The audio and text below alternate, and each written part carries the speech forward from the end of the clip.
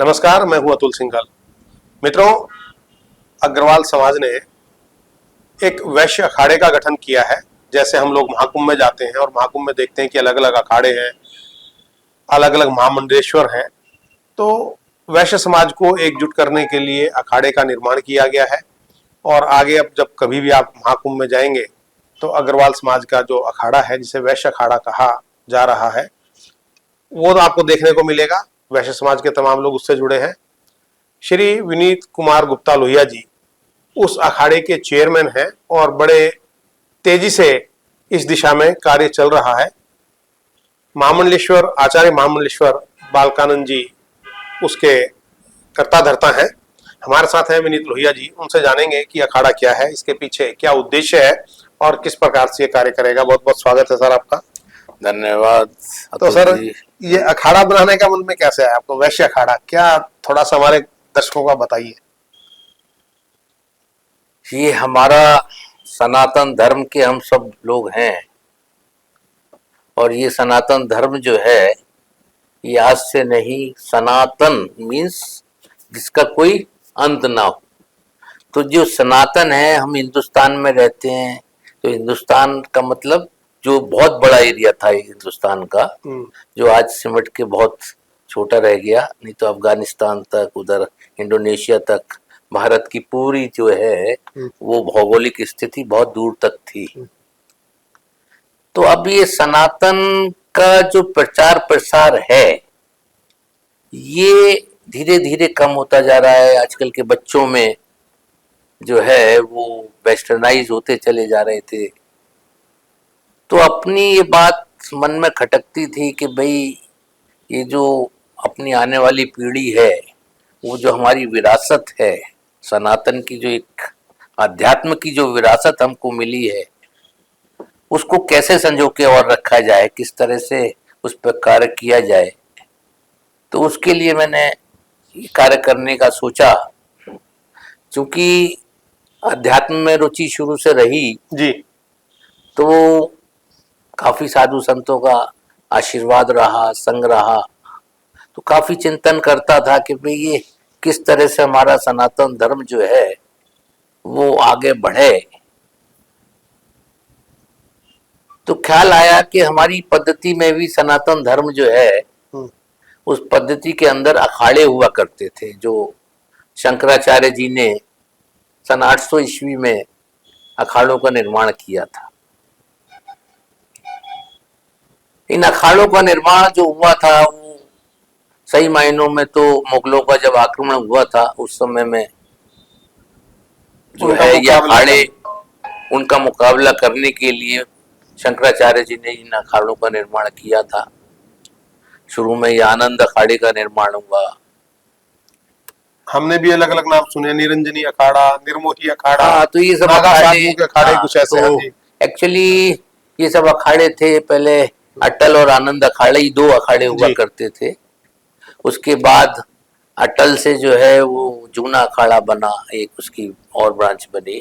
इसी तरह आनंद अखाड़े से निरंजन अखाड़े का निर्माण हुआ और इस तरह 13 अखाड़े जब हम लोग आजाद हुए 1947 में जी, तो 13 अखाड़े उस टाइम हुआ करते थे।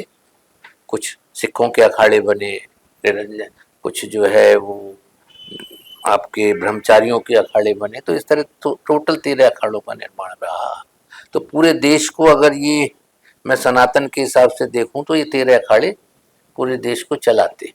इसमें 4 शंकराचार्य हैं और इन 13 अखाड़ों में 7 आचार्य महामंडलेश्वर, एक एक अखाड़े में लगभग 100 किसी में 100 महामंडलेश्वर हैं, किसी में 50 महामंडलेश्वर हैं। तो एक्चुअल में तो ये परंपरा भी आज से नहीं चल रही, सन 800 ईस्वी से चल रही है ये परंपरा।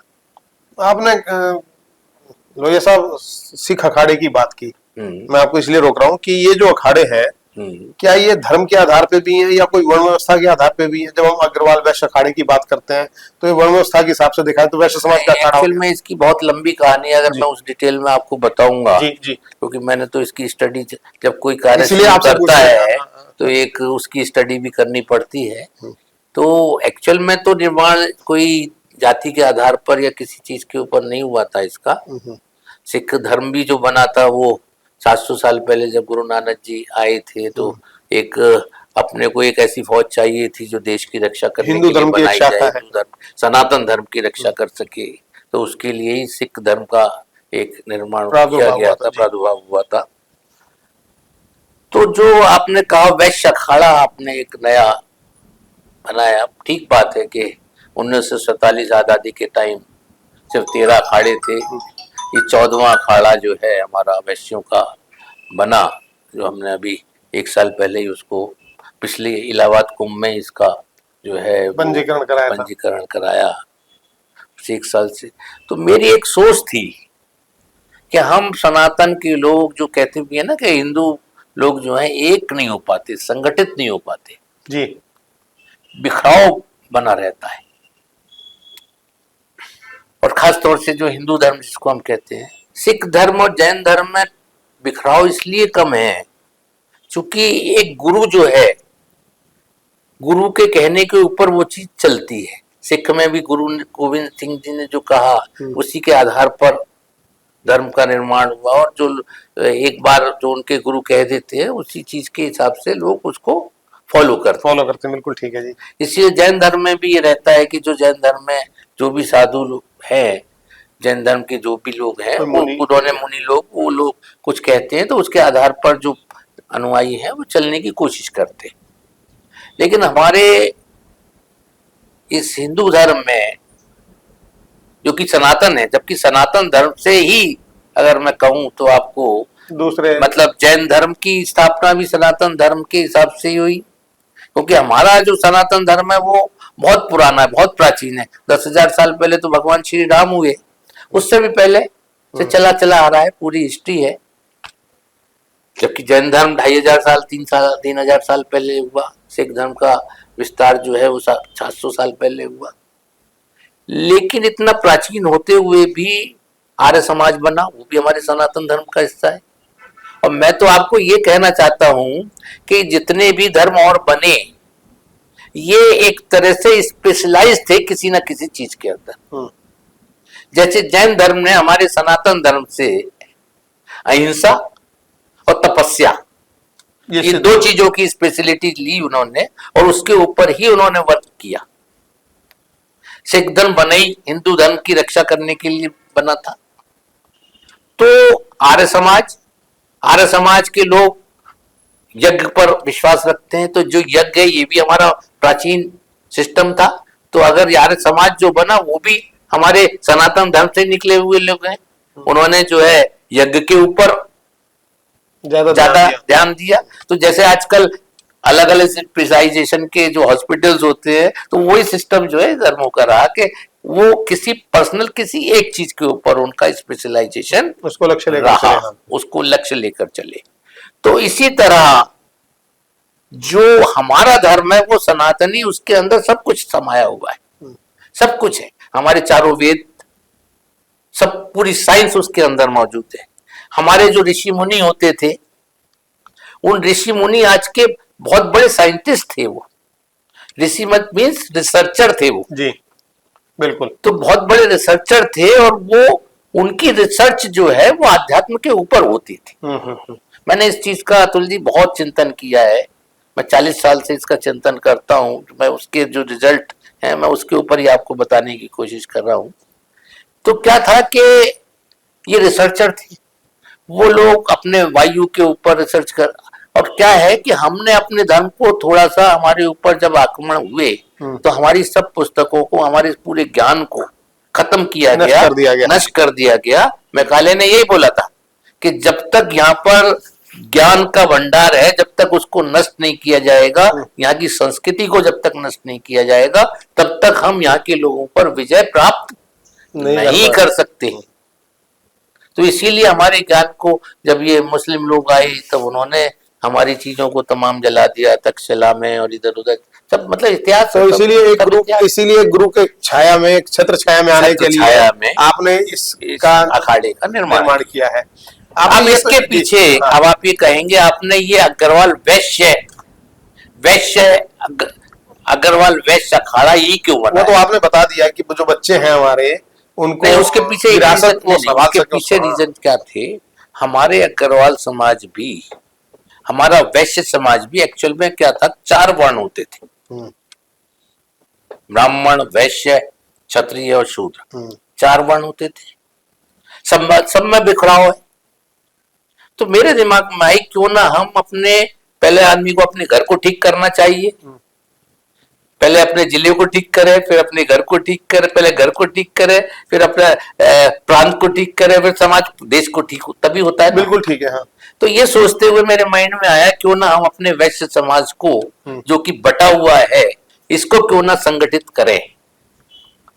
जो ये बिखराव पैदा हुआ है, जो आज 20,000 एसोसिएशन बनी हुई है, सब अलग अलग तरह से जा रहे हैं, कोई इधर कोई उधर, कोई जैसे बता देता है उस तरह से जाते हैं। क्यों ना संगठन हम इसका मजबूत करें, ताकि वो भी सनातन संस्कृति के हिसाब से, सनातन संस्कृति के हिसाब से और एक गुरु के छत्र छाया के नीचे। तो चूंकि हमारे बालकानंद जी हैं, आचार्य हैं, वो 2 अखाड़े के रहे हैं, निरंजन अखाड़े के भी आचार्य रहे हैं और आपके आनंद अखाड़े के भी आचार्य महामंडलेश्वर है। तो उनको हमने उनकी छत्र छाया के नीचे, उनके आचार्य महामंडलेश्वर के नीचे हमने इस अखाड़े का निर्माण किया। अब करेंगे क्या आप आगे, इसमें क्या करेंगे? हमारा सबसे बड़ा ध्येय है कि पूरे जो वैश्य समाज 300 जातियों में बटा हुआ है, उस सबको एकत्र करके एक छत्र छाया में लाना। ये छोटा है, ये बड़ा है, ये ऊंचा है, ये नीचा है, उन सबका भेदभाव को मिटाकर हम सब एक हैं, कोई छोटा नहीं, कोई बड़ा नहीं। इस भेदभाव को मिटाकर सबको एक छत्र छाया में लाना, ये हमारा मुख्य इसका उद्देश्य है, पहला। अगला जी, दूसरा हमारा इसका उद्देश्य अखाड़े का कि हम अपनी सनातन संस्कृति को, इसको पूरी तरह जो थोड़ी थोड़ी लुप्त हो रही है, उसको हम जागृत करके लोगों को बताने का, घर घर उसको प्रचार प्रसार करें। ये दूसरा ध्येय हमारा ये। तीसरा ध्येय हमारा ये, कस्बे से लेकर और शहरों तक और महानगरों तक जो भी हमारे वैश्य समाज के लोग हैं, उनको क्या क्या प्रॉब्लम्स हैं, उनकी प्रॉब्लम्स को दूर करना, ताकि वो जब संगठित होंगे तो वो किस तरह से दूर हो सकती हैं, उनको उस तरह की डायरेक्शन देना, उनकी हेल्प करना। योजना तो बहुत अच्छी है। चौथी योजना हमारी इसके अंदर है कि जो भी गांव के अंदर या शहरों के अंदर जो हमारे खंडित हो गए हैं, जो मंदिर जो खंडित कर दिए गए, उनका जीर्णोद्धार करना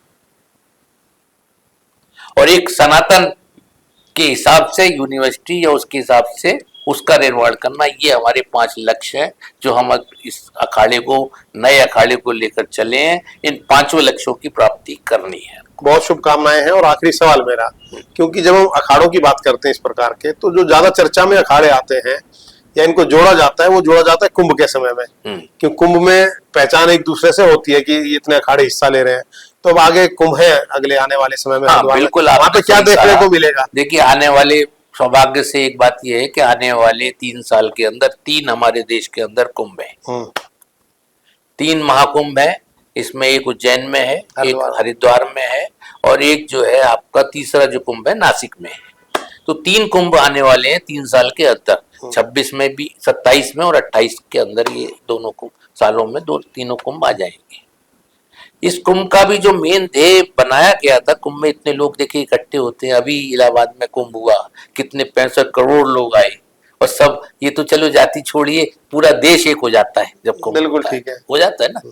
तो उसी तरह हमारा ये सोच है कि जब ये आएंगे तो उस बहाने हमारे, जब हम लोगों की सेवा का एक भाव रखेंगे और सबको संगठित करने की एक सिचुएशन रहेगी, तो इस बहाने लोगों को आएंगे भी, हम उसकी जागृति करने में, ये कुंभ में एकत्र होने का एक सिचुएशन बन जाती है सबकी। उस बहाने सब लोग एकत्र हो जाते हैं और हमको उससे एक ये मिलेगा कि भाई हम अपने लक्ष्य के, हमारे क्या क्या एक लक्ष्य है, उसको हम सब लोग को बता पाएंगे, सबको जोड़ पाएंगे। उसमें एक बड़ा योगदान कुंभ के माध्यम से हो जाएगा। तो आपका सवाल क्या था इसमें? भाई कुंभ में क्या देखने को मिलेगा, कैसे शुरुआत कर देंगे? तो क्या है, हमारे यहाँ क्या है, भंडारे का हमेशा एक सिचुएशन रहती है। मतलब इस कुंभ में अखाड़ा अपना काम करना शुरू कर देगा? ये मैं ये पूछना चाह रहा था। पूरी तरह कुंभ में तो काम करेगा, लेकिन ये खाली कुंभ के लिए नहीं है। ये हमारा जो अखाड़ा हमने बनाया है, समाज को एक नई दिशा देना, समाज को संगठित करना।